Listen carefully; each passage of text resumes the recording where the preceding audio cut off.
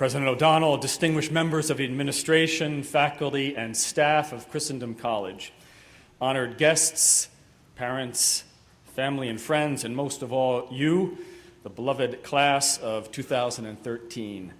Thank you for your kind invitation to speak to you today at your commencement ceremony, and thank you for honoring me with this doctorate, this honorary doctorate, honoris causa. I am really delighted to be here today and to be sharing the stage also with Mrs. Ann Carroll, the founder of Seton School in Manassas and Seton Home Study School, who has received the Christendom College St. Catherine of Siena Award for Distinguished Service. When I graduated from college 32 years ago, the graduation speaker, President Ronald Reagan, praised the institution where I had studied by saying that it was like a great storehouse of knowledge.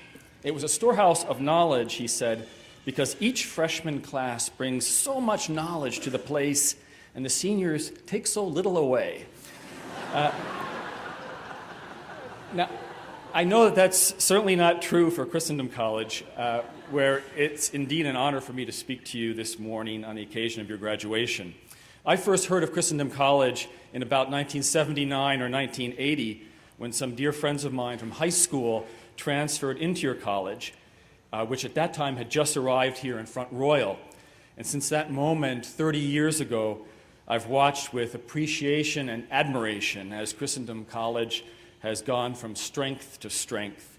And that great tradition continues this morning with your own commencement as the class of 2013. Dear graduates, today you launch out on a new chapter of your lives. Graduation from college is indeed one of the great milestones in each of our stories as human beings. For many of you, your time of formal education is now finished, and you begin your life in the world. While it's certainly not the case that college life is totally isolated from the world, it is true that you enter now the world without the mediating and somewhat insulating structures that a college provides. And what is this world that you enter? You enter a world which even today was well described some 50 years ago by the fathers of the Second Vatican Council. A world characterized by gaudium et spes, but luctus et angor, that is, by joy and hope, but also by sorrow and anguish. You enter a world which, more than ever before, has lost its moorings and is at times drifting aimlessly on a sea of relativism, while at the same time being convulsed with spasms of anger directed at traditional moral values. In such a world that you enter as college graduates today, what is the gaudium, what is the hope, the joy, I should say, that a Catholic carries in his or her heart? What is the spes, the hope, that this gaudium can bring to the anguish of our contemporary world? And I would propose something very simple and very foundational, something that your education at Christendom College has reinforced, nurtured, and explored. And it is expressed and was expressed by Mrs. Ann Carroll very eloquently in her speech this morning. Truth. Truth exists. Indeed, it seems almost redundant for us to mention this fact to you today, because the greatness and the lasting value of your education at Christendom has been premised precisely on this fact, that there is such a thing as truth, and that truth, the search for truth, is worth everything. Pope Benedict XVI, in speaking to young people at the World Youth Day in Madrid just 2 summers ago, spoke of the, and I quote, search for truth as the highest aspiration of the human spirit. A search, he said, that sadly the dominating culture of relativism has largely given up on. This is certainly the case. We find ourselves in the presence of a culture that, again, as Mrs. Carroll alluded to in her talk, makes its own the words of Pontius Pilate to Jesus Christ. Quid est veritas? What is truth? Or to say the same thing in a more modern idiom, truth, what's that? Indeed, entire societies can attempt to base themselves on things that are not true, and such societies can, in fact, last for a while doing so. As I mentioned earlier, at my own graduation from college, President Ronald Reagan was the speaker. It was May of 1981. Pope John Paul II had been gravely wounded by an assassin only 4 days earlier. And President Reagan came to Notre Dame and spoke to us about a future of hope. He spoke of the ideology of communism, and he famously said that day, and I quote, "The West will not contain communism, it will transcend communism. We will not bother to denounce it, we'll dismiss it as a sad, bizarre chapter in human history whose last pages are even now being written." I remember well how his prediction was met with equal measures of scorn and dismay by many of those who at that time considered themselves the elite. What did a Hollywood actor who knows nothing about complex geopolitical issues, what does he have to say about the history of the world and the future? They all intoned. And yet, of course, Ronald Reagan was right about communism. Within 10 years, it was finished in the Soviet Union and in Eastern Europe. What the disappearance of communism teaches us is that there is an intrinsic and fatal weakness in trying to construct human life and human societies on something that is not true.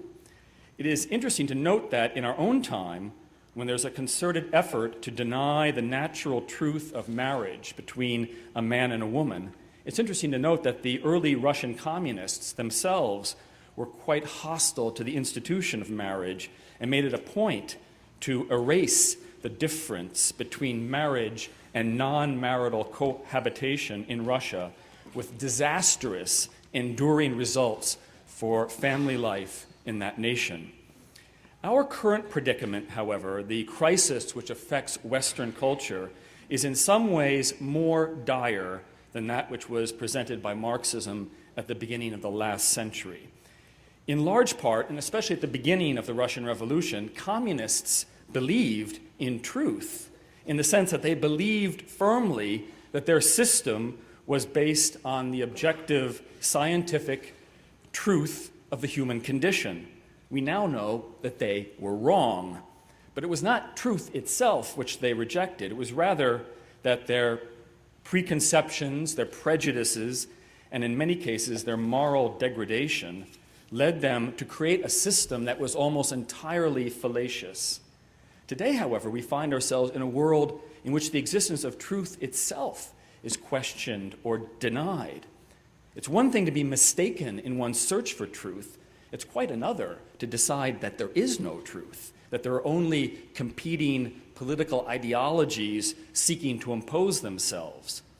As I alluded to already, we see the evidence of this imposition of ideology in the attempts to deny the true nature of marriage between a man and a woman.